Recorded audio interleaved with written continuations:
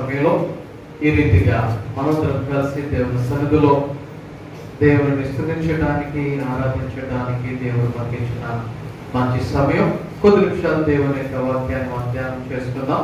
అపోస్తుల కార్యములు 26వ అధ్యాయము. అపోస్తుల కార్యములు 26వ అధ్యాయము 16వ వచనం చదువుకుందాం. నీవు నన్ను చూచి ఉన్న సంగతిని గూర్చి, నేను నీకు కనబడబోవు సంగతిని గూర్చి, నిన్ను పరిచారకుని గాను సాక్షిని గాను నియమించుటకై కనబడి ఉన్నాను. నీవు లేచి నీ పాదములను మోపి నిలువు. నేను ఈ ప్రజల వలనను అన్యజనుల వలనను హాని కలగకుండా నిన్ను కాపాడెదను. వారు చీకటిలో నుండి వెలుగులోనికి, సాతాను అధికారము నుండి దేవుని వైపునకును తిరిగి నా యందరి విశ్వాసము చేత పాప క్షమాపణను పరిశుద్ధపరచబడిన వారిలో స్వాస్థ్యమును పొందినట్లు వారి కన్నులు తెరచుటకే నేను నిన్ను వారి యొద్దకు పంపెదనని చెప్పాను. చదవబడినటువంటి వాక్యాన్ని ఈ ఉదయకాల సమయంలో కొద్ది నిమిషాలు మనం ధ్యానం చేద్దాం. ఇక్కడ చదవబడినటువంటి ఈ యొక్క వచనాన్ని కనుక మనం ఆలోచన చేస్తే, ఇది దేవుడు మాట్లాడుతున్నటువంటి మాటలు ఎవరితో మాట్లాడుతున్నారు అంటే పౌలుతో మాట్లాడుతూ ఉన్నట్లుగా ఈ యొక్క వాక్యాన్ని బట్టి మనము అర్థం చేసుకోవచ్చు. పౌలు ఇంతకు ముందు ఏం చేసేవాడు? సంఘాన్ని హింసించేవాడు, క్రైస్తవులను హింసించేవాడు. ఎవరైనా సరే మరి క్రీస్తుని అంగీకరించినటువంటి వారుగా ఉంటే అటువంటి వారిని పట్టుకొని చెరసాలలో వేయటం, బంధించడం, శిక్షించడం, ఇలాంటివి చేసేటువంటి వాడుగా ఉన్నట్లుగా దేవుని యొక్క వాక్యంలో మనందరికీ తెలుసు. మరి అటువంటి వ్యక్తితో దేవుడు ఈ రీతిగా మాట్లాడుతూ ఉన్నాడు. ఆయన మాట్లాడుతూ ఏం చెప్తున్నాడు అని ఆలోచన చేస్తే, నీవు లేచి నీ పాదములు మోపి నిలువుము. దేవుడు తెలియచేస్తున్నటువంటి మాట, పౌలుతో చెప్తున్నటువంటి మాట ఏమంటున్నాడు? నీవు లేచి నీ పాదములను మోపి నిలువుము. ఇక్కడ ఈ రోజున మనం ఈ వాక్యాన్ని మనం వినబోతూ ఉన్నాం. నీవు లేచి నీ పాదముల మీద నీవు లేచి నీ పాదములు మోపి నిలువుము. జనరల్ గా మరి ఎవరైనా సరే మరి వాళ్ళ పాదముల మీదే లేచి నిలబడవలసినటువంటి పరిస్థితి. మరి అప్పటి వరకు పౌలు గారు నిలవలేదా, నడవలేదా అంటే, దేవుడు పౌలును దర్శించిన కాలమునకు ముందు పౌలు గారి జీవితం వేరే, పౌలు గారిని దేవుడు దర్శించిన తర్వాత తన యొక్క జీవితము వేరే. ఎందుకంటే దర్శించడానికి ముందు, దర్శించిన తర్వాత పౌలు గారి జీవితంలో అనేకమైనటువంటి మార్పులు రావడాన్ని మనము దేవుని యొక్క వాక్యం ద్వారా గమనించవచ్చు. దేవుడు తన జీవితాన్ని ఎంతగా మార్చేశాడు అంటే, మరి పౌలు గారు కూడా ఊహించినటువంటి మరి జీవితాన్ని దేవుడు ఏం చేశాడు, మరి తన జీవితంలో మార్పులు తీసుకుని వచ్చినట్లుగా వాక్య భాగాలను బట్టి మనము చదువుతా ఉంటే అర్థమవుతూ ఉంటుంది. మరి పౌలు గారి గురించి కొన్ని విషయాలు కనుక మనము తెలుసుకోవాలి అంటే, మరి అపోస్తల కార్యములో 9వ అధ్యాయం 1, 22వ అధ్యాయం 1, 26వ అధ్యాయం 1, ఈ 3 అధ్యాయాలు కనుక మనం చదివితే దేవుడు పౌలు జీవితంలో ఏం చేశాడు, లేకపోతే మరి పౌలుగా మరి పేరు మారక ముందు సౌలు అనబడి పిలువబడేటువంటి వాడు, మరి సౌలుగా ఉన్నటువంటి కాలంలో దేవుడు మరి తన జీవితంలో ఏం చేశాడు, ఎలా దర్శించాడు, దర్శించిన తర్వాత మరి ఎక్కడికి వెళ్ళమన్నాడు, ఎవరిని కలిశాడు, ఇలాగా అనేకమైనటువంటి విషయాలు 9వ అధ్యాయంలో మనకు కనబడుతూ ఉంటాయి. అలాగే 22వ అధ్యాయంలోను 26వ అధ్యాయంలోను పౌలు గారు ఆయన యొక్క సాక్ష్యాన్ని మరి అనేక మందికి వివరించడం లేకపోతే చెప్పడం జరిగింది. ఆ సంగతులు కూడా 22వ అధ్యాయంలో ఒకటి, 26వ అధ్యాయంలో ఒకటి దేవుని యొక్క వాక్య భాగాలలో మనకి కనబడుతూ ఉంటాయి. ఇప్పుడు ఈ ఉదయకాల సమయంలో మరి దేవుని యొక్క వాక్యాన్ని కొద్ది నిమిషాలు మనం ధ్యానం చేద్దాం. మరి నేను చెప్తాను అనుకుంటున్నటువంటి విషయాలకు ఒక్కసారి మనం ఆలోచన చేస్తే దేవుడు చెప్తున్నటువంటి మాట, నీవు లేచి నీ పాదములు మోపి నిలువుము. ఆలోచన చేయండి. దేవుడు పౌలును పట్టుకున్నారు. పట్టుకుని ఏం చేస్తున్నారు చూడండి. ఇక్కడ వాక్యంలో కనబడుతుంది, నేను నీకు కనబడబోవు సంగతులు గూర్చి నిన్ను పరిచారకునిగాను సాక్షినిగాను నియమించుటకై కనబడి ఉన్నాను. దేవుడు మరి సౌలుకు కనబడటానికి గల కారణం ఏంటి, ఎందుకు కనిపించాడు, ఎందుకు దర్శించాడు అనేటువంటి విషయాన్ని కనుక మనము ఆలోచన చేస్తే వాక్యం స్పష్టంగా మనకి తెలియచేస్తా ఉంది. దేవునికి ఉద్దేశం ఏంటంటే సౌలు గారి జీవితం ఎడల, సౌలు గారి జీవితం దేవుని ఉద్దేశం ఏంటి? వాక్యం ఏమంటుంది? ఒకటి, ఏం చేయాలంట? పరిచారకునిగాను సాక్షినిగాను నియమించుటకై. చూడండి, దేవుడు ఎటువంటి వ్యక్తిని పట్టుకున్నాడు? దేవుడు ఎటువంటి వ్యక్తిని పట్టుకున్నాడు? క్రీస్తు అంటే అసహ్యపడేటువంటి వ్యక్తిని, క్రీస్తును ఆరాధిస్తున్నాను అంటే హింసించేటువంటి వ్యక్తిని, క్రీస్తు కొరకు మందిరానికి వెళ్తున్నాను అంటే అటువంటి వారు చెరసాలలో వేసేటువంటి వ్యక్తిని దేవుడు పట్టుకుంటూ ఉన్నాడు. అక్కడ ఆ వ్యక్తిని పట్టుకుని ఇప్పుడు ఏం చేద్దాం అనుకుంటాడంట? ఆయనకు పరిచారకునిగా, ఆయనకు సాక్షిగా నిలవబెడతాను, నియమిస్తాను అని చెప్పి దేవుడు తెలియజేస్తా ఉన్నాడు. ఆలోచన చేయండి. మరి ఈ యొక్క లోకంలో కొంతమంది ప్రముఖులు ఉన్నారు. మరి ఆ యొక్క ప్రముఖులలో కొంతమంది మరి వాక్యాన్ని చదివి ఇందులో తప్పులు పట్టుకుందామని చెప్పేసి ఒక ఆయన ప్రయత్నం మొదలు పెట్టారంట. ఒక ఆయన దేవుని యొక్క వాక్యాన్ని చదివి ఎందుకు చదువుతున్నాడు? ఆయన ఇందులో తప్పులు పట్టుకుందామని చెప్పేసి పట్టుకుందామని ఆయన ఈ యొక్క వాక్యాన్ని చదువు ప్రారంభిస్తే, నా తప్పులే ఈ వాక్యం పట్టుకుందని చెప్పేసి ఒక మంచి సేవకుడు, ఆయన పేరు ఆర్ఆర్కే మూర్తి గారు, ఆయన దేవుడి గురించినటువంటి సాక్ష్యాన్ని ఇచ్చుచూ ఉన్నాడు. ఆలోచన చేయండి.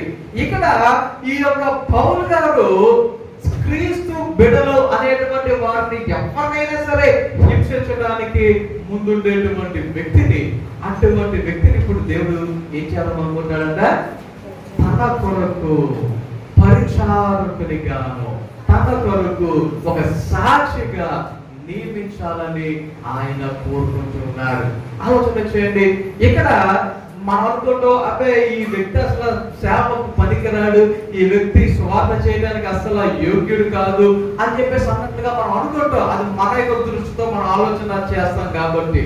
కానీ దేవుడు నియమించాడు అనుకోండి, ఆ యొక్క వ్యక్తి ఎటువంటి వ్యక్తి అయినా, ఎలాంటి వ్యక్తి అయినా మరి దేవుడు నియమించినప్పుడు మరి ఖచ్చితంగా వారు దేవుని కొరకు సాక్షులుగా ఉంటారు, పరిచారకులుగా ఉంటారని వాక్యాన్ని బట్టి మనము అర్థం చేసుకోవచ్చు. ఎందుకంటే మరి సేవకులలో కొంతమంది మరి బాగా అంటే బాగా దేవుని నమ్మి వారికి గత జీవితాన్ని విడిచిపెట్టి ఇప్పుడు దేవుని సేవలో బహుబలముగా వాడబడుతున్నటువంటి అనేక మంది సేవకులు ఉన్నారు. వారి యొక్క సాక్ష్యాలు వింటూ ఉంటే, అమ్మో గతంలో ఎంత క్రూరంగా ఉన్నారా, ఎంత ఘోరంగా ఉన్నారా అని చెప్పేసి మనము ఆలోచన చేయవచ్చు. అయితే దేవుడు పట్టుకున్నప్పుడు దేవుని యొక్క పరిచారకులుగా, ఆయన కొరకు సాక్షులుగా సేవ చేస్తున్నటువంటి వారు అనేక మంది ఉన్నారు. వారిలో ఒక ప్రాముఖ్యమైనటువంటి వ్యక్తి ఇప్పుడు మనం పౌలు గారి గురించి దేవుని వాక్యములో చదువుతూ ఉన్నాం. అటువంటి వ్యక్తిని దేవుడు ఏమో చెప్తున్నాడు? నీవు లేచి నీ పాదములు మోపి నిలువుము. నీవు లేచి నువ్వు నిలబడు, నా కొరకు నిలబడు, నా పరిచర్య కొరకు నిలబడు, నాకు సాక్షిగా నువ్వు నిలబడు అని చెప్పి దేవుడు తెలియజేస్తా ఉన్నాడు. ఒకవేళ పౌలు గారు నిలబడితే దేవుడు ఏం చేస్తాడంట, నేను ఈ ప్రజల వలనను అన్యజనుల వలనను హాని కలగకుండా నిన్ను కాపాడెదను. అంటే ఇక్కడ దేవుడు ఒక అవకాశాన్ని పౌలు గారికి ఇస్తా ఉన్నాడు. ఏమని? ఆయన కొరకు ఒక పరిచారకునిగా లేదా ఒక సాక్షిగా ఉండటానికి దేవుడు ఒక అవకాశాన్ని ఇస్తా ఉన్నాడు. ఈ యొక్క అవకాశాన్ని సద్వినియోగం చేసుకొని దేవుడు చెప్పినట్టుగా, ఓకే ప్రభువా, నేను నీ పరిచారకునిగా ఉంటాను, నీ సేవకునిగా ఉంటాను, నువ్వు చెప్పినట్టే నేను లేచి నిలబడతాను నీ కొరకు అని ఒక నిర్ణయం తీసుకుంటే దానికి దేవుడు ఏం చేస్తాడో దేవుని యొక్క వాక్యములో కిందకి మనం చదువుతూ ఉంటే అనేకమైనటువంటి విషయాలు ఇక్కడ మనకి రాయబడి ఉన్నాయి. ఒకవేళ పౌలు గారు నేనెందుకు నిలబడాలి, నేనెందుకు నీకు సాక్ష్యం ఉండాలి, నీ యొక్క పరిచారకుని నేనెందుకు ఉండాలి, నేను నిలబడను, నేను చేయను అని చెప్పేసి అంటే గమనించాలి. ఇక్కడ ఎవరికైనా సరే ఒక నిర్ణయం తీసుకునేది మన చేతుల్లో, నిర్ణయం తీసుకునే దాని చేతిలో ఉంది, మన చేతిలో. దేవుని కొరకు ఆయన బిడ్డలుగా, ఆయన సాక్షులుగా మనం జీవించాలా లేకపోతే జీవించకూడదా, నిలబడాలా నిలబడకూడదా, ఎవరి చేతుల్లో ఉంది? మన చేతుల్లోనే ఉంది. అది మన చేతుల్లోనే ఉంది. ఆయన యొక్క వాక్యాన్ని మనం ధ్యానించాలా, ప్రార్థన చేసేవారు ఉండాలా, ఆయన మందిరానికి వెళ్ళేవారుగా ఉండాలా. ఇదంతా ఎవరి చేతుల్లో ఉంది? మన చేతుల్లోనే ఉంది. మనం తీసుకునే నిర్ణయంలోనే ఇవన్నీ ఉన్నాయి. ఇక్కడ పౌలు గారు అప్పటి వరకు ఆయన జీవించినటువంటి జీవితాన్ని చూస్తే కనుక క్రీస్తుకు విరోధిగా, క్రీస్తుకు వ్యతిరేకిగా, క్రీస్తును అంగీకరించిన వ్యక్తిగా ఉన్నటువంటి అటువంటి వ్యక్తిని ఇప్పుడు దేవుడు ఏం చేస్తున్నాడు? నా పరిచారకునిగా, నాకు సాక్షిగా నువ్వు ఉండాలి, నా కొరకు నువ్వు లేచి నీ పాదములను మోపి నిలువుము అని చెప్పేసి అంటూ ఉంటే ఆలోచన చేయండి. జనరల్ గా అటువంటి మరి వ్యక్తి అప్పటి వరకు క్రీస్తుని ద్వేషించిన వ్యక్తి ఇప్పుడు క్రీస్తుని ప్రేమించాలి అంటే మరి ఎంత కష్టం, ఎంత కష్టం. అవునా కదా? ఇప్పుడు కొన్నిసార్లు కొంతమంది భార్య భర్తలు కావచ్చు, లేకపోతే స్నేహితులు కావచ్చు, అన్నదమ్ములు కావచ్చు, అక్కచెల్లెలు కావచ్చు, మాట పెరిగి ఏదో ఒక మాట అనుకుంటారు, ఒక మాట అనుకుంటారు. ఆ టైంలో ఆ కోపం ఆ రకంగా మాట్లాడేటట్లుగా చేస్తారు. ఒక మాట అనేశారు, మళ్ళీ వెంటనే కలిసిపోయి మాట్లాడగలుగుతారా? వెంటనే కలిసిపోయి మాకు సంతోషంగా ఉండగలుగుతారా? కొంచెం టైం పడుతుంది. కొంతమందికి ఒక గంట పట్టచ్చు, కొంతమందికి ఒక పూట పట్టచ్చు, కొంతమందికి ఒక రోజు పట్టచ్చు, కొంతమందికి ఒక నెల పట్టచ్చు, కొంతమందికి ఒక సంవత్సరం కూడా పట్టచ్చు. అవునా కదా? ఎందుకని అరే నన్ను ఆటంటారా, నన్ను ఎలాగంటారా, నన్ను అలాగంటారా అని చెప్పేసి ఆ యొక్క కోపము తిరిగి మాట్లాడటానికి కొంత గ్యాప్ తీసుకుంటారు కదా. ఇప్పుడు పౌలు గారి యొక్క జీవితంలో అప్పటి వరకు యేసయ్యను ద్వేషించినటువంటి వ్యక్తిగా ఉన్నారు, క్రీస్తును ద్వేషించిన వ్యక్తిగా ఉన్నారు, క్రీస్తును ప్రేమించే వారిని మరి శిక్షించేటువంటి వ్యక్తిగా ఉన్నారు. కానీ వెంటనే ఇక్కడ నుంచి ఇప్పుడు ఏం చేయాలంట? ఈయన కూడా ఇప్పుడు క్రీస్తును ప్రేమించడం ప్రారంభించాలి. అంత మాత్రమేనా? క్రీస్తు గురించి ప్రకటించే వ్యక్తిగా ఉండాలి. అంత మాత్రమేనా? అనేక మందికి సాక్షిగా క్రీస్తు యొక్క పరిచారకునిగా మారిపోవాలి. ఎంత కఠినమైనటువంటి పరిస్థితి. ఒకవేళ నిజంగా పౌలు గారు వెళ్ళి ఇలా చెప్తే జనాలు నమ్ముతారా? జనాలు అంగీకరిస్తారా? కాబట్టి యేసే చెప్తున్నాడు ఏమని? నీవు లేచి నీ పాదముల మోపి నిలువుము, నేను ఈ ప్రజల వలనను అన్యజనుల వలనను హాని కలగకుండా నిన్ను కాపాడెదను. వారి చీకటిలో నుండి వెలుగులోనికి, సాతాను అధికారములో నుండి దేవుని వైపుకు తిరిగి నా యందు విశ్వాసము చేత పాప క్షమాపణను పరిశుద్ధపరచబడిన వారిలో స్వాస్యమును పొందినట్లు వారి కన్నులు తెరిచినకై నేను నిన్ను వారి యొద్దకు పంపెదనని చెప్పాను. చూసారా, దేవుని యొక్క ప్రణాళిక పౌలు గారి జీవితంలో ఏ రీతిగా ఉన్నదో మనం ఇక్కడ చూస్తూ ఉన్నాం. అటువంటి మరి జీవితము మరి పౌలు గారు ఇప్పుడు దేవుని కొరకు జీవించవలసినటువంటి పరిస్థితి ఉన్నది. అంతకుముందు వరకు మరి దేవుని ద్వేషించినటువంటి ఆ యొక్క వ్యక్తి ఇప్పుడు ప్రేమించేటువంటి వ్యక్తిగా మారవలసినటువంటి పరిస్థితులు కనబడుతూ ఉన్నాయి. కాబట్టి ఈ యొక్క ఉదయకాల సమయంలో కొన్ని విషయాలు నేను మీతో పంచుకోవాలని ఆశపడుతూ ఉన్నాను. తన జీవితం మారటానికి, పౌలు గారి యొక్క జీవితము మారటానికి, లేకపోతే దేవుడు చెప్పినట్టుగా లేచి నీ పాదములు మోపి నిలువు అని చెప్పేసి దేవుడు అన్నాడు కదా, అలా చేయటానికి మరి దేవుడు తన జీవితంలో ఏం చేశాడు అనేటువంటి విషయాన్ని కనుక ఆలోచన చేస్తే అపోస్తల కార్యములలోనే 9వ అధ్యాయము చూడండి 3వ వచనాన్ని చదువుదాం మనం. అపోస్తల కార్యములు 9వ అధ్యాయము 3వ వచనం. అతడు ప్రయాణము చేయుచు దమస్కు దగ్గరకు వచ్చినప్పుడు అకస్మాత్తుగా ఆకాశము నుండి ఒక వెలుగు అతని చుట్టూ ప్రకాశించెను. చదవబడినటువంటి ఈ వచనాన్ని కనుక ఆలోచన చేస్తే దేవుడు మరి పౌలు గారి యొక్క జీవితంలో చేసినటువంటి కొన్ని పనులు, కొన్ని క్రియలు కనుక ఆలోచన చేస్తే ఏం చేశాడంట? వాక్యంలో చదువుతున్నాము కదా, ఆయన మీదగా లేకపోతే అకస్మాత్తుగా ఆకాశము నుండి ఒక వెలుగు అతని చుట్టూ ప్రకాశించెను. దేవుడు సౌలుగా ఉన్నటువంటి ఆ వ్యక్తి మీద తన వెలుగును ఎప్పుడైతే ప్రకాశించాడో, తన యొక్క వెలుగును ఎప్పుడైతే సౌలు మీద ప్రకాశింప చేశాడో ఆలోచన చేయండి. అక్కడ మొట్టమొదటి క్రియ పౌలు గారి జీవితంలో జరగటం మనం ఇక్కడ చూస్తూ ఉన్నాం.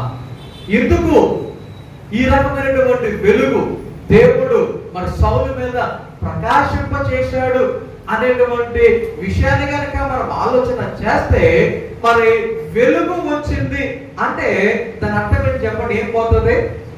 వెలుగు వచ్చిందంటే ఏం పోతుంది? చీకటి అనేది పోతుంది. వెలుగు వచ్చిందంటే దాని అర్థం ఏంటి? చీకటి దూరం అయిపోతుంది. బాగా ఆలోచన చేయండి.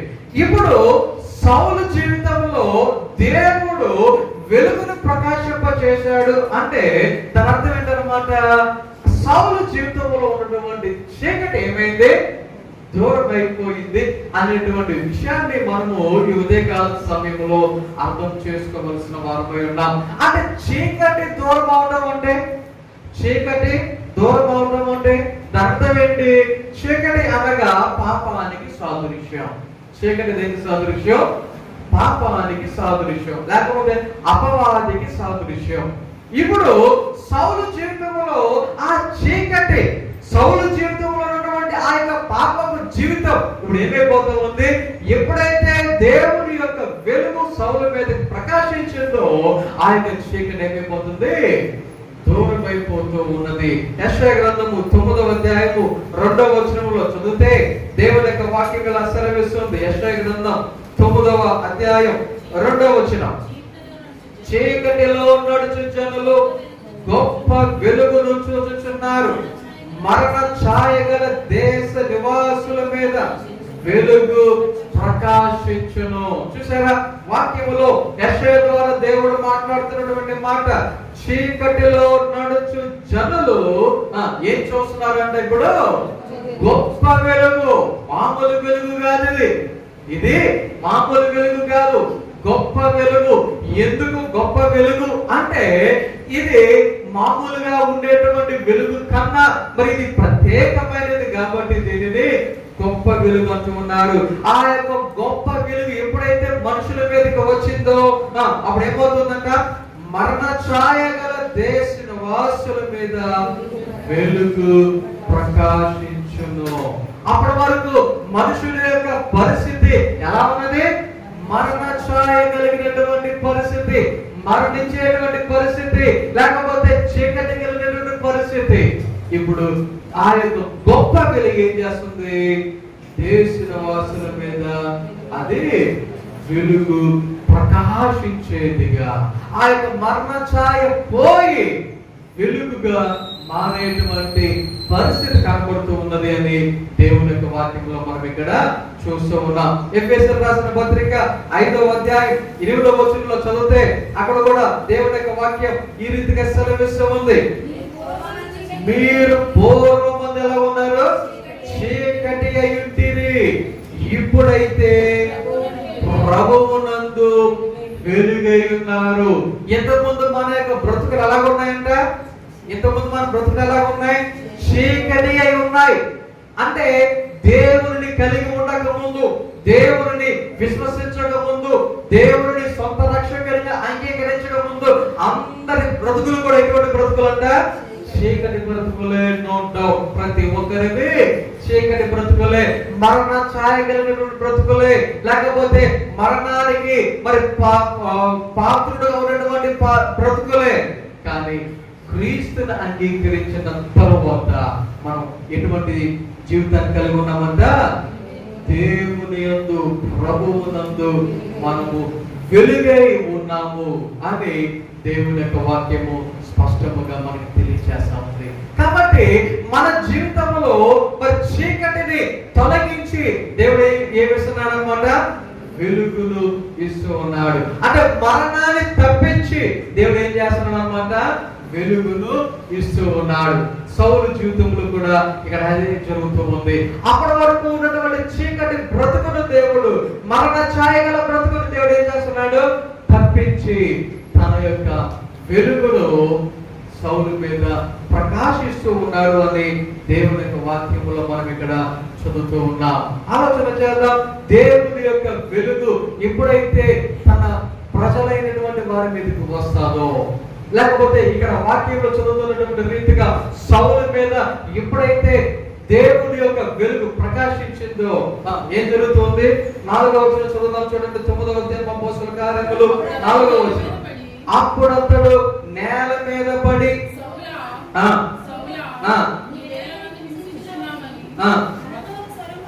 చూడండి, ఇక్కడ సౌలు ఎప్పుడైతే ఆ యొక్క వెలుగును చూశాడో, ఆ యొక్క వెలుగును చూసినప్పుడు ఏమైందంట? ఏమైపోయాడు? అక్కడ పడిపోయాడు. సౌలు గారు ఏమయ్యాడు? అప్పుడు అతడు నేల మీద పడిపోయాడు. ఆలోచన చేయండి. అక్కడ సౌలు పడిపోవటానికి మరి ఒక కారణాన్ని కనుక మనం ఆలోచన చేస్తే, ఒకటి అది ఏ సమయంలో వచ్చిన వెలుగది? ఏ సమయంలో వచ్చిన వెలుగది? మధ్యాహ్నం మందు అని చెప్పి మరి వాక్యములో స్పష్టంగా మనము 22వ వచనంలో 22వ అధ్యాయంలో మనం చూస్తాము. అలాగే 26వ అధ్యాయంలో కూడా మనము చూస్తాము. మధ్యాహ్నం మందు అని చెప్పి దేవుని యొక్క వాక్యములో స్పష్టంగా మనకి వాక్యము తెలియజేస్తా ఉంది. ఇప్పుడు మధ్యాహ్నం మందు అంటే జనరల్గా ఇప్పుడు బయట మధ్యాహ్నం 11 అయింది. ఇప్పుడు బయట వెలుగు ఎలా ఉంది? ఎంత వెలుగు ఉంది బయట? ఇప్పుడు ఇంత వెలుగులో ఈ వెలుగుకు మరి దాటిగా మరి ఒక ప్రత్యేకమైనటువంటి గొప్ప వెలుగు వచ్చిందంటే అది ఇంకా ఎంత ప్రకాశవంతమైనటువంటి వెలుగు అయి ఉండాలి. అవునా కదా? బయట ఎండ ఉంది, ఇదే చాలా వెలుగుగా ఉంది. ఈ వెలుగులో మనం ఏమైనా పడిపోతున్నామా అంటే పడిపోయే పరిస్థితి అయితే ఏం కాదు. ఇది మనందరం చక్కగా ఈ వెలుగును చూడగలుగుతూ ఉన్నాం. కానీ మరి సౌలు గారి జీవితంలో మధ్యాహ్నం మందు ఆ వెలుగు ఎప్పుడైతే వచ్చిందో సౌలు ఏమయ్యాడంట? నేల మీద పడిపోయేటువంటి పరిస్థితి వచ్చింది. అంటే ఇక్కడ దేవుని యొక్క వాక్యాన్ని ఒక్కసారి మనము బాగా లోతుగా ఆలోచన చేస్తే మీకు ఏం చెప్పాను? వెలుగు వచ్చింది అంటే దాని అర్థం ఏంటన్నమాట? చీకటి పోయింది అని చెప్పేసి అన్నాను కదా. ఇప్పుడు వెలుగు వచ్చింది అంటే చీకటి ఏం చేయలేదు అక్కడ? చీకటి ఏం చేయలేదు అక్కడ? ఉండలేదు. కనీసం దాక్కునైనా సరే చీకటి అక్కడ ఉండలేదు. ఈ విషయాన్ని మనము అర్థం చేసుకోవాలి. వెలుగు వచ్చింది అంటే చీకటికి ఇంకా ఏ మాత్రం అక్కడ ఏముండదు అనమాట? ప్లేస్ ఉండదు. ఏంటి పరిస్థితుల్లో చీకటి అక్కడ నిలవలేనటువంటి పరిస్థితి. అంటే చీకటి దేనికి సాదృశ్యం అని చెప్పాను? సాతానుకు కానీ లేకపోతే పాపానికి గాని సాదృశ్యం అని చెప్పాను కదా.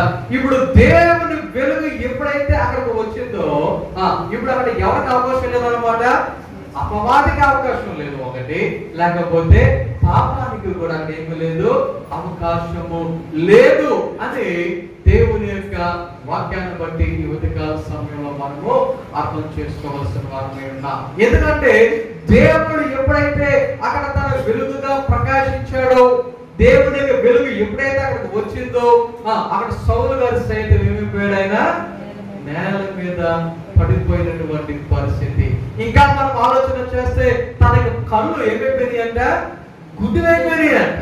సౌలు గారి యొక్క కళ్ళు ఏమైపోయినాయి, గుడ్డివాడైపోయాడు. ఆ వెలుగును చూడలేక, ఆ వెలుగును తట్టుకోలేక గుడ్డివాడైపోయాడు అని చెప్పి ఆ యొక్క 9వ అధ్యాయంలో మనకి కిందకి చదువుకుంటూ వెళ్తే అక్కడ ఈ విషయాలన్నీ కూడా అక్కడ మనకి కనబడుతూ ఉంటాయి.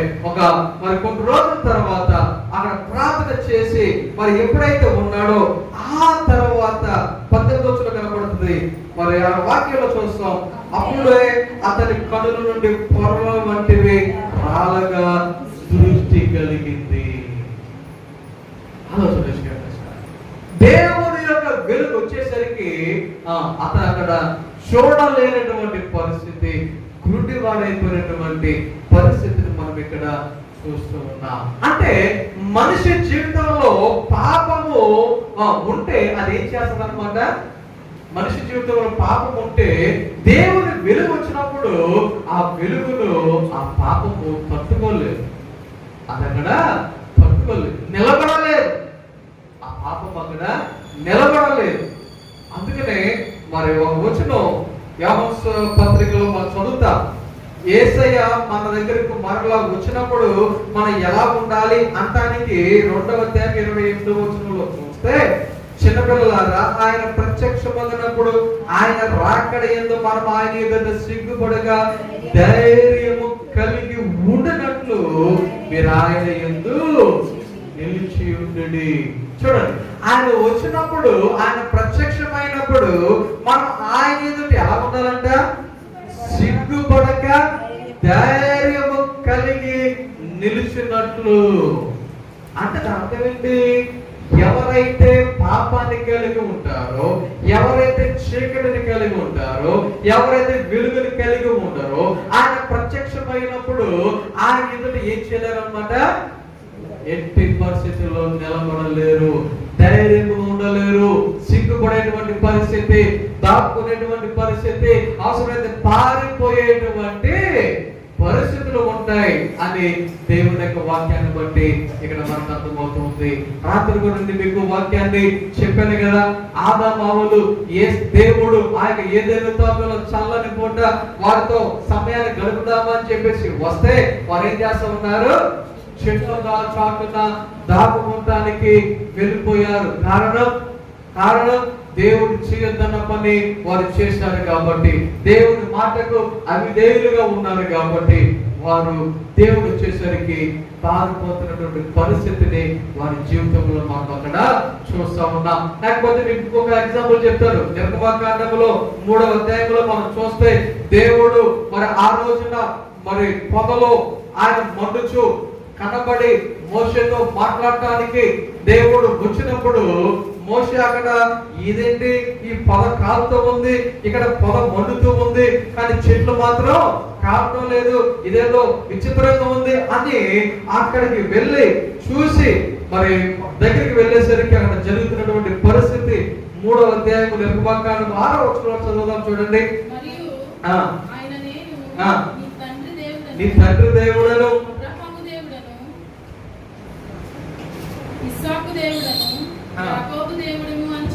చెప్పగా మోషే తన ముఖమును కప్పుకొని దేవుని వైపు చూడగలచెను. చూడండి ఒకసారి, ఇక్కడ దేవుని యొక్క వాక్యంలో మనం చూస్తా ఉన్నాం, దేవుని వెలుగు ఎప్పుడైతే అక్కడ ప్రకాశిస్తూ ఉందో, దేవుని వెలుగు ఎప్పుడైతే అక్కడ మోషేకు కనబడిందో, మోషే ఏం చేయలేకపోతున్నాడంట,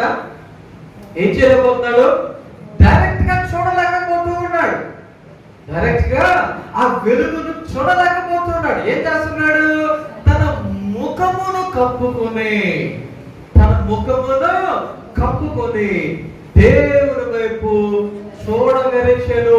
అది చూడలేనటువంటి పరిస్థితి అని దేవుని యొక్క వాక్యములో మనం ఇక్కడ చదువుతూ ఉన్నాం. అర్థమవుతుందా? అంటే దేవుని వెలుగును మనము డైరెక్ట్ గా చూడలేమంటానికి ఇది ఒక ఎగ్జాంపుల్ చెప్తా ఉన్నా. కారణం ఏంటి అంటే, మనలో తప్పులు ఉన్నా, దోషాలు ఉన్నా, పాపం ఉన్నా అది దేవుని వెలుగుని ఏం చేయలేదు, చూడలేదు. అది దేవుని వెలుగులో చూసి తట్టుకోలేదు అనమాట.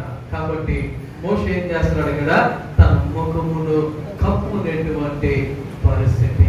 ఇదే తర్వాత అధ్యాయం 4వ అధ్యాయం దగ్గరికి వచ్చేసరికి దేవుడు మరి మోషేతో మాట్లాడి, నేను నిన్ను నియమించాను, నువ్వు వెళ్ళి ఆ యొక్క ఇశ్రాయేలులందరినీ ఐగుప్తు నుంచి నువ్వు నడిపించు అని చెప్పేసి అంటే మోషే అంటాడు, ప్రభువా నువ్వు నాతో మాట్లాడు, ఆ సంగతి నాకు తెలుసు, కానీ ఈ ప్రజలు ఎలా నమ్ముతారు అని చెప్పేసి మోషే అంటే దేవుడు అంటున్నాడు, నీ చేతిలో ఏముందంట, కర్ర ఉంది. ఆ కర్ర కింద పడే, ఆ కర్రని కింద పడే అంటే ఆ కర్ర వాడేశాడు. కర్ర వాడేసరికి కర్ర అయిపోయింది, పాము అయిపోయింది. అది పాము అయిపోయింది. చూడండి దేవుని యొక్క వాక్యంలో చూద్దాం కదా, 4వ అధ్యాయము 3వ వచనంలో చూడండి. అప్పుడు ఆయన నేలను దాని పడవేయమనెను, అతడు దాని నేల పడవేయగానే అది పామాయెను. మోషే దాని నుండి పారిపోయెను. ఓరే నాయన, ఇప్పుడు నేను కర్ర పట్టుకున్నాను, ఇప్పుడు దీంతోనే పట్టుకున్నాను, దీంతోనే నా యొక్క మరి జీవితం గడుస్తూ ఉంది, ఇంతకాలం నేను పామును పట్టుకున్నానా అనుకున్నాడు. ఏంటో పాము అయ్యేసరికి ఏం చేసాడు, అక్కడి నుంచి పారిపోయాను అని దేవుని యొక్క వాక్యంలో మనం ఇక్కడ చూస్తూ ఉన్నాం. అంటే మన జీవితంలో మనం చేయవలసినటువంటి పని ఏంటి అని ఒక్కసారి ఆలోచన చేస్తే, దేవునికి వ్యతిరేకమైనటువంటి జీవితానికి, అది పాపమైనా, దోషమైనా, లేకపోతే మరి అవినీతి అయినా, లేకపోతే మరి యథార్థంగా లేకపోయినా, ఇలాంటిది ఏదైనా కావచ్చు, అటువంటి జీవితాన్ని విడిచి మనం ఏం చేయాలి, పారిపోవాలి. పాపానికి దూరంగా పారిపోవాలి, చీకటికి దూరంగా పారిపోవాలి, అపవాదికి దూరంగా పారిపోయే వారుగా ఉండాలి. మోషే అదే చేస్తున్నాడు, పారిపోతున్నాడు. అరే నా కర్రే కదా ఇది, నా చేతిలోదే కదా, నేనెందుకు పారిపోవాలి అనుకున్నాడా? లేదు. ఎప్పుడైతే పామైందో పారిపోతా ఉన్నాడు. అయితే ఒకటి, దేవుడు తర్వాత మరల దాని యొక్క తోక పట్టుకోమన్నాడు. తోక పట్టుకోమంటే దేవుడు పట్టుకోమన్నందుకు పట్టుకున్నాడు. తర్వాత మరలా కర్రయ్యను అని చెప్పేసి దేవుని యొక్క వాక్యంలో మనము చదువుతూ ఉంటాం, మనకు తెలుసుకున్న విషయాలు. అయితే నేను చెప్తామనుకున్నటువంటి మాట ఏంటంటే, దేవుడికి విరోధమైనటువంటి జీవితానికి, లేకపోతే ఆయనకు అయిష్టమైనటువంటి జీవితానికి, లేకపోతే చీకటికరమైనటువంటి జీవితానికి మనం ఏం చేయాలన్నమాట, దూరముగా పారిపోవలసినటువంటి పరిస్థితి ఎంతైనా ఉన్నది. ఎందుకంటే దేవుడి వెలుగు వచ్చిందనుకోండి, ఎటువంటి చీకటైనా అది మన దగ్గర దాగి ఉండలేదు, అది అక్కడి నుండి పారిపోయేటువంటి పరిస్థితి ఉన్నది. ఎందుకంటే దేవుని యొక్క వెలుగు మామూలు వెలుగు కాదు, అది గొప్ప వెలుగు అని దేవుని యొక్క వాక్యంలో చదువుతూ ఉన్నాం. ఇక్కడ దేవుని యొక్క వాక్యంలో ఇందాక చదివినటువంటి ఆ యొక్క వాక్య భాగంలోనే అపోస్తలుల కార్యములు 26వ అధ్యాయంలో మనం చదివినటువంటి ఆ యొక్క వచనాన్ని ఇంకొకసారి 13వ వచనం నుంచి మనం చదువుతాం. చూడండి ఒకసారి. మధ్యాహ్నమందు నా చుట్టూను నాతో కూడా వచ్చిన వారి చుట్టూను ఆకాశము నుండి సూర్య తేజస్సు కంటే మిక్కిలి ప్రకాశమానమైన ఒక వెలుగు త్రోవలో ప్రవేశించుట చూచితిని. ఎటువంటి వెలుగంటది? ఎటువంటి వెలుగంట? దేవుని యొక్క వాక్యంలో చూస్తున్నాం కదా, సూర్య తేజస్సు కంటే మిక్కిలి ప్రకాశమానమైన ఒక వెలుగు. ఎటువంటి వెలుగు అది? సూర్యుని తేజస్సు కంటే. మన ఆలోచన చేయండి, అయితే ఇక్కడ వాక్యాలు చదువుతున్నాం, సూర్య తేజస్సు కంటే మిక్కిలి ప్రకాశమానమైన ఒక వెలుగు. అంటే సూర్యుని వెలుగు దేనికి పనికిరాదన్నమాట, అంత తక్కువ అన్నమాట.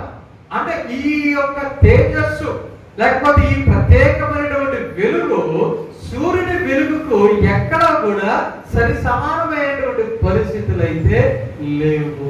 అంత ప్రత్యేకమైనటువంటి తేజస్సు కలిగిన ప్రకాశమానమైనటువంటి వెలుగు అక్కడ వారు చూడటం జరిగింది.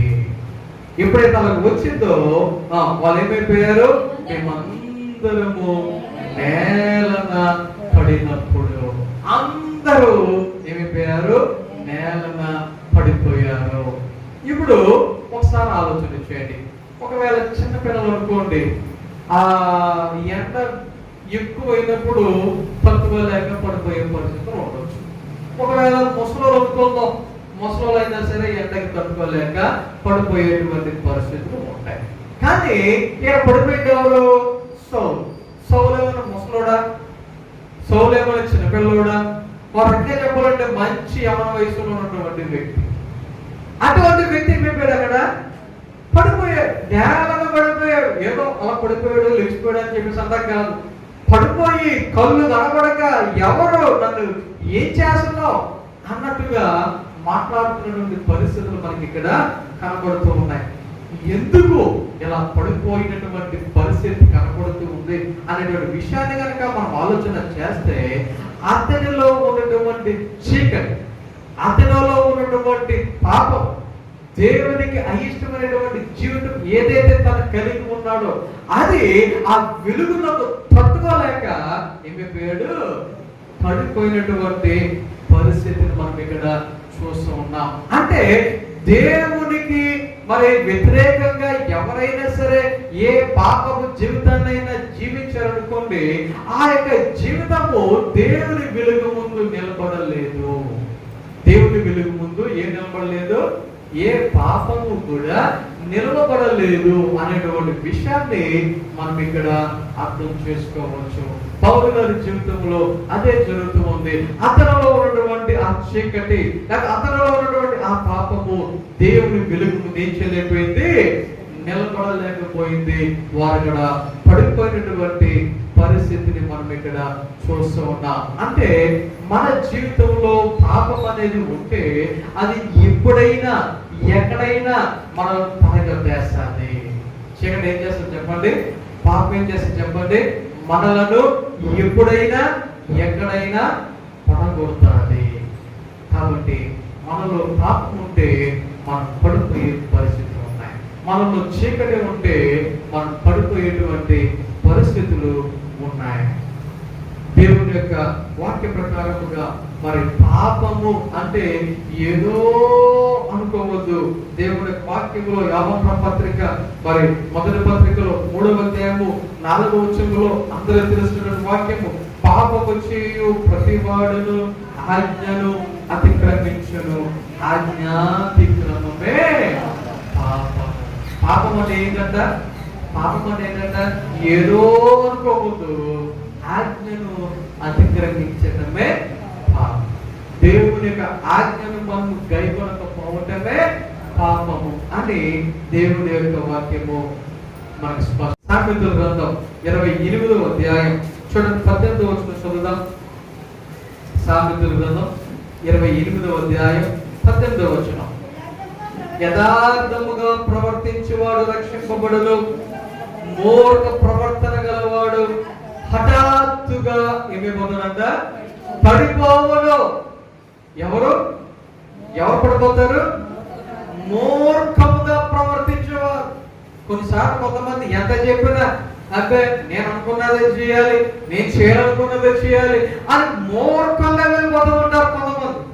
వాక్యం చెప్తా ఉంది, అటువంటి మూర్ఖ ప్రవర్తన గలవాడు వాడు చేసినప్పుడు ఒకవేళ అప్పుడు పరిస్థితి బాగానే ఉండొచ్చేమో, కానీ ఒక రోజు ఏమవుతాడంట, హఠాత్తుగా అనుకోకుండా లేకపోతే కనీసం ఇలా జరుగుతుంది అని ఊహించుకునే లోపలనే ఏమైపోతాడంట, హఠాత్తుగా పడిపోయేటువంటి పరిస్థితుల్లో. కీర్తన గ్రంథము 36వ కీర్తన చూడండి, ఆఖరి వచనం చదువుదాం. 36వ కీర్తన, అదిగో పాపము చేయవారు అక్కడ పడి ఉన్నారు, లేవలేకుండా వారు పడద్రోయబడి ఉన్నారు. చూసారా, వాక్యంలో చదువుతున్నాం కదా, పాపము చేయవారు ఎవరంటే పాపము చేయవారు వారు ఎలా ఉన్నారు? పడిపోయిన స్థితిలో ఉన్నారు. వారు పడిపోయిన వారుగా ఉన్నారు, లేవలేకుండా. ఒకవేళ పడదే పడ్డారు, పడ్డ పడుకులాగే ఉంటారా? వెంటనే లెగుస్తారు కదా, లేకపోతే ఎవరో సహాయంతో లెగుస్తారు కదా. కానీ పాపము చేత పడిపోయిన వారు ఎలాంటి స్థితిలో ఉన్నారు? లేవలేకుండా వారు పడద్రోయబడిన వారుగా ఉన్నారు. చూసారా, ఎటువంటి వారైనా సరే దేవునికి అయిష్టమైన పనులు చేసి ఒకవేళ వారు పడిపోయినటువంటి పరిస్థితుల్లో ఉంటే వారి జీవితం ఎలా ఉంటుంది? ఇంకా లేవలేనటువంటి స్థితులుగా ఉంటుంది అని వాక్యము తెలియజేస్తా ఉంది. దేవుని వాక్యములో సొలొమోను గురించి మనం చదువుతామంటే మరి వాక్య ప్రకారముగా మరి సొలొమోను అంత జ్ఞానవంతుడు ఎవరు లేడు ఈ లోకంలో. అంత జ్ఞాని అని చెప్పి సొలొమోను గురించి మనం చదువుతూ ఉంటాం. కానీ అతను వృద్ధాప్యములోనికి వెళ్ళేసరికి అతని భార్యలు ఏం చేశారంట? అతనిని దేవతల వైపు తిరిపేశారంట. సొలొమోను ఏం చేశారు? అతని భార్యలు దేవతల వైపు త్రిప్పివేశారు అని చెప్పి దేవుడి వాక్యంలో రాజుల మొదటి గ్రంథము 11వ అధ్యాయము 4వ వచనములో ఈ విషయాలు మనం అక్కడ చదువుతూ ఉంటాం. వారి సొలొమోను యొక్క మనస్సును, హృదయాన్ని వారు తిప్పివేశారు. ఆలోచన చేయండి, ఎంత జ్ఞానవంతుడు అని చెప్పేసి మనం సొలొమోను గురించి మనం చదువుతాం. కానీ ప్రయోజనం ఏమిటి? ఇప్పుడు ప్రయోజనం ఏంటి అర్థమవుతుందా? ఏమైపోయింది? భార్యలు కలిసి ఏం చేశారు? అతని హృదయాన్ని త్రిప్పివేశారు. చూడండి, సామెతలు 11వ అధ్యాయము 5వ వచనంలో చదివితే, యథార్థవంతుల నీతి వారి మార్గమును సరళము చేయును, భక్తిహీనుడు తన భక్తిహీనత చేతనే పడిపోవును. భక్తిహీనుడు ఏమవుతున్నాడు? తన భక్తిహీనత చేతనే పడిపోయేటువంటి పరిస్థితి. ఎందుకు పడిపోతున్నారు అంటే సింపుల్, పాపము పడగొట్టేస్తారు, లేవలేకుండా పడగొట్టేస్తారు. పాపము కాదు, ఒకవేళ భక్తి తగ్గినా, భక్తిహీనత వచ్చినా ఆ భక్తిహీనత ఏం చేస్తుందంటే మనిషిని పడగొట్టును అని దేవుని యొక్క వాక్యంలో మనం స్పష్టంగా మనం ఇక్కడ చదువుతూ ఉన్నాం. కాబట్టి పాపం అనేది మనిషిని ఎప్పటికైనా ఏం చేస్తుంది? పడగొడుతుంది. పాపం అనేది ఏం చేస్తుంది? ఎప్పటికైనా మనిషిని పడగొడుతుంది. భక్తిహీనత అనేది మనిషిని ఎప్పుడైనా పడగొట్టేస్తుంది. కాబట్టి మన జీవితంలో ఆ పాపము లేకపోతే భక్తిహీనత రాకుండా మనము చూసుకోవాల్సిన బాధ్యత మనదే. ఇప్పుడు పౌలు గారి యొక్క పరిస్థితి కూడా పడిపోయిన పరిస్థితి, సౌలు గారి పరిస్థితి కూడా పడిపోయిన పరిస్థితి. మిట్ట మధ్యాహ్నం యవనస్తుడుగా ఉన్నాను, ఆరోగ్యవంతుడుగా ఉన్నాను, ఆ దేవుని వెలుగు ఎప్పుడైతే తన మీద ప్రకాశించిందో సౌలు కూడా ఏమైపోయాడు? పడిపోయిన వాడుగా ఉన్నాడు, నేలను పడిపోయిన వాడుగా ఉన్నాడు. అటువంటి వ్యక్తితో ఇప్పుడు యేసే మాట్లాడుతున్నాడు. దేవుడు ఏమని? నీవు లేచి నీ పాదములను మోపి నిలువుము. దేవుడు చెప్తున్నాడు ఏమని? నీవు లేచి నీ పాదములు మోపి నిలువుము. దేవుని కొరకు నిలబడగలగడానికి, దేవుని కొరకు నిలుచోటానికి మనం ఇష్టపడుతున్నామా? అలాగే నిలబడాలి అంటే మనలో పాపాన్ని విడిచిపెట్టాలి. అలా నిలబడాలి అంటే ఆ పాపాన్ని మనము విడిచిపెట్టి మనకు పాపము లేని వారిగా, చీకటి లేని వారిగా మనం జీవించవలసిన వారమై ఉన్నాము అనేటువంటి విషయాన్ని మనం గ్రహించాలి. కారణం ఏంటంటే అటువంటి పడిపోయినటువంటి పడిపోయినటువంటి స్థితిలో ఉన్న వారిని లేపడానికి దేవుడు ఇష్టపడుతున్నాడు. ఆయన ప్రేమించుచూ ఉన్నాడు కాబట్టి, ఆయన మరి జాలి పడుతూ ఉన్నాడు కాబట్టి, ఆయన అలా పడిపోయిన వారిని లేపనెత్తడానికి ఆయన సిద్ధంగా ఉన్నాడు. లోకాసు వార్త 10వ అధ్యాయంలో చదివితే ఇలాగే ఒక వ్యక్తి దొంగల చేతిలో పడిపోయినటువంటి స్థితిలో ఉన్నప్పుడు యాజకుడు అలా వెళ్తా ఉంటాడు. యాజకుడు వెళ్తూ ఉంటే అలా చూశాడు కానీ అతనికి ఏ సహాయం చేయకుండా వెళ్ళిపోయాడు. ఆ తర్వాత అదే మార్గంలో ఇంకొకటి వెళ్తారు. ఎవరు? లేవీయుడు వెళ్తా ఉంటాడు. లేవీయుడు వెళ్తాడు కానీ ఆయన కూడా ఏం చేస్తాడు? అలా చూసి వెళ్ళిపోతాడు కానీ పడిపోయిన వారిని లేవనెత్తేటువంటి ఆలోచన కూడా చేయడు. కానీ ఒక సమరయుడు ఏం చేస్తాడంట, అక్కడ ఆ వ్యక్తి పడిపోవడం చూసి అయ్యో అని చెప్పి అతని దగ్గరికి వెళ్ళి పరిచర్య చేసి నూనె రాసి కట్లు కట్టి పూటకూలి వాళ్ళ దగ్గరికి పంపించి, ఇంకో ఈ డబ్బులు ఉన్నాయి తీసుకో, ఇవి ఆ వ్యక్తికి సరిచే బాగు చేయి, ఒకవేళ సరిపోకపోతే మరలా వచ్చి నేను నీకు ఇస్తాను అన్నట్లుగా దేవుని వాక్యములో లోకాసు వార్తలో 10వ అధ్యాయంలో మనం అక్కడ చూస్తూ ఉంటాం. ఆలోచన చేయండి, ఇక్కడ ఆ మంచి సమరయుడు ఎవరికి పోలికంటే యేసయ్యకు సాదృశ్యం. యేసయ్య పడిపోయిన వారిని లేవనెత్తడానికి ఇష్టపడేవాడుగా ఉన్నాడు. పడిపోయిన వారిని లేవనెత్తడానికి ప్రేమించేవాడిగా, జాలి చూపించేవాడుగా ఉన్నాడు. ఒకవేళ మన జీవితంలో మనం కూడా పడిపోయిన స్థితిలో ఉంటే ఆయన మనలను కూడా లేవడానికి ఆయన ఇష్టపడుతున్నాడు. కాకపోతే లేచి నిలబడటానికి నువ్వు సిద్ధంగా ఉన్నావా? లేచి నిలబడటానికి నువ్వు ఇష్టపడుచున్నావా? ఈ నిర్ణయాన్ని నీ జీవితంలో నీవు ఇప్పుడు తీసుకోవలసినటువంటి పరిస్థితి. ఎందుకు దేవుడు నిలబెడతాడు? అలా పడిపోయిన వారిని దేవుడు ఎందుకు నిలబెడతాడు అనేటువంటి విషయాన్ని మనం ఆలోచన చేస్తే, ఇక్కడ పౌలు గారి జీవితంలో దేవుడు ఎందుకు నిలబడుతున్నాడు? ఇక్కడ వాక్యంలో చదువుతున్నాం కదా, చీకటిలో నుండి వెలుగులోనికి, సాతానాధికారంలో నుండి దేవుని వైపుకు తిరిగి నా యందు విశ్వాసము చేత పాప క్షమాపణను పరిశుద్ధపరచబడిన వారిలో స్వాస్థ్యమును పొందినట్లు వారి కన్నులు తెరచుటకే నేను వారి యొద్దకు పంపెదను. ఇప్పుడు ఎందుకు దేవుడు మనలను నిలబెడుతున్నాడు అనే విషయాన్ని ఆలోచన చేస్తే సింపుల్ గా ఒక మాట చెప్తాను.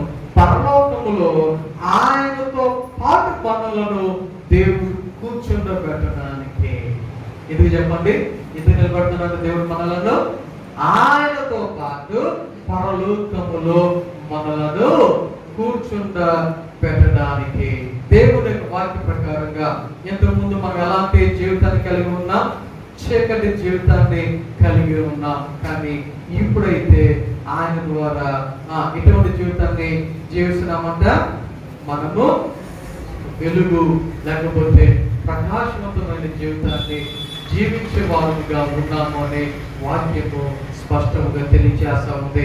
అంత మాత్రమే కాదు, ఎఫెసీయులకు రాసిన పత్రిక 2వ అధ్యాయము 1వ వచనంలో చదివితే, మీ అపరాధముల చేతను పాపముల చేతను మీరు చచ్చిన వారై ఉండగా ఆయన మిమ్మల్ని క్రీస్తుతో కూడా బ్రతికించెను. మన జీవితము మరి మన యొక్క పరిస్థితిని బట్టి చచ్చినటువంటి జీవితం, కానీ ఇప్పుడు ఆయన ఏం చేసిన? ఆయనతో పాటు మనలను బ్రతికించెను. అలాగే 4వ వచనం కూడా మనం చదివితే, అయినను దేవుడు కరుణా సంపూర్ణుడై ఉండి మన అపరాధముల చేత చచ్చిన వారిపై ఉండినప్పుడు సైతము మన ఎడల చూపిన తన మహాప్రేమ చేత మనలను క్రీస్తుతో కూడా బ్రతికించెను. అలాగే 7వ వచనం కూడా చూస్తే, క్రీస్తు యేసును మనలను ఆయనతో కూడా లేపి పరలోకమందు ఆయనతో కూడా కూర్చుండబెట్టాను.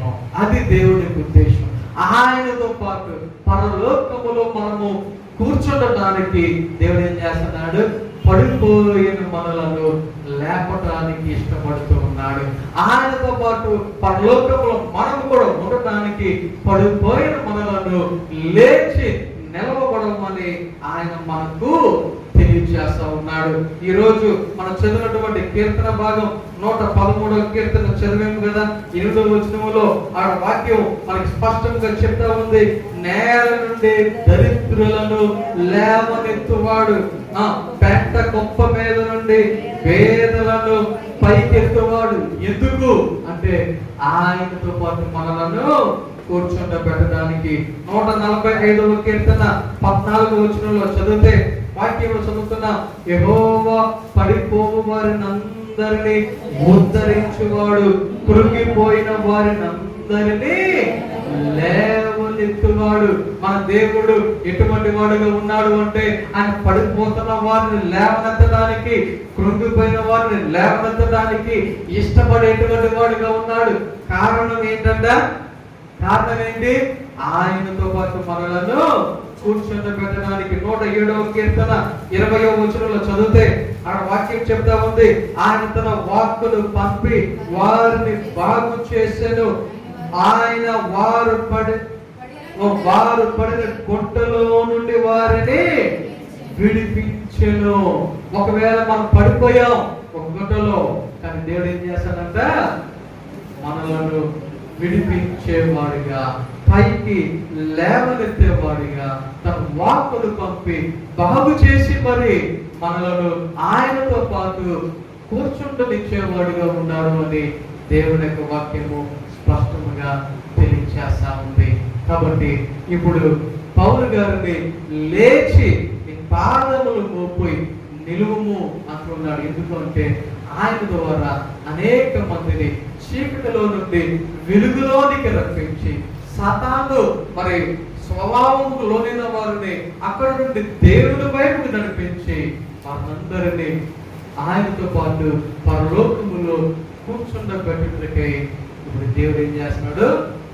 సౌలు గారిని లేచి నిలవబడమని చెప్తా ఉన్నాడు. అయితే లేచి నిలబడిన తర్వాత మరలా తిరిగి పడిపోకుండా ఉండటానికి, లేచి నిలబడిన తర్వాత తిరిగి పడిపోకుండా ఉండటానికి దేవుడు ఏం చేస్తున్నాడు అనేటువంటి విషయాలు కనుక ఆలోచన చేస్తే, అపోస్తలుల కార్యములు 9వ అధ్యాయము అక్కడ 18వ వచనంలో చదివితే, అపోస్తలుల కార్యములు 9వ అధ్యాయం 18వ వచనం, అతని కన్నుల నుండి పొరల వంటిది రాగా దృష్టి కలిగి లేచి బాప్తిస్మము పొందెను, తర్వాత ఆహారము పుచ్చుకొని బలపడెను.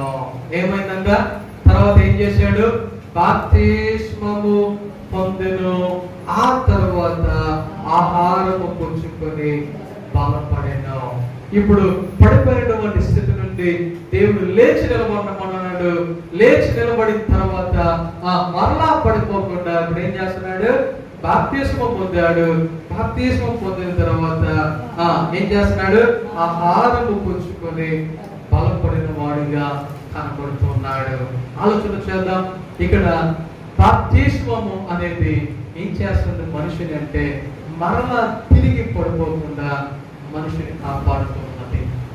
దేవుడిలో నిలబడటానికి, దేవుడి కొరకు నిలబడటానికి ఈ బాప్తిస్మం అనేది మన జీవితంలో ఎంతో అంటే ఎంతో ప్రయోజనకరంగా, ఉపయోగకరంగా కనబడుతున్నది.